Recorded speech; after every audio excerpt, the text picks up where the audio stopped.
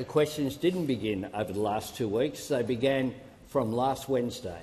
They began from the moment in which our Olympians came home and the Leader of the Opposition did an interview on Sky News in which he declared that no one should be allowed in from Gaza, even though the fact is the border from Gaza had been closed for months and with no response or no issues raised by those opposite while people were actually coming in.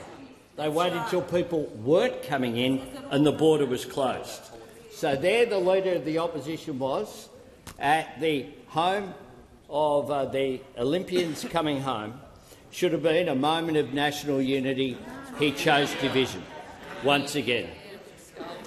The Australian scarf stayed on, but the mask behind this divisive Leader of the Opposition came off, and he's still going.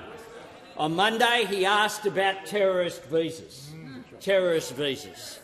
On Tuesday, after being called out for being so angry and for not focusing on the cost of living, he moved that the Treasurer be no longer heard.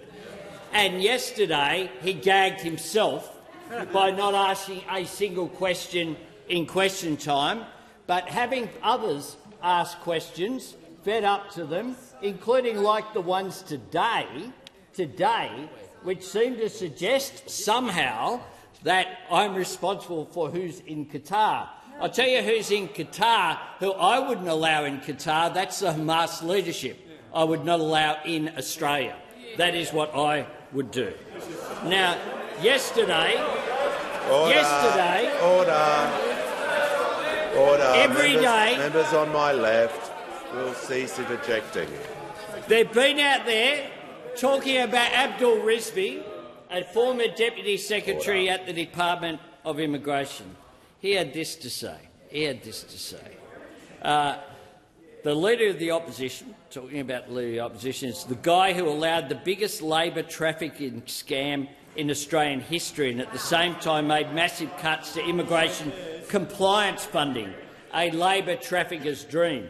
And indeed, today he's gone on to say about the Shadow Minister Paterson, if Senator Paterson read the whole article, I actually said the national security dimension of this is a beat-up.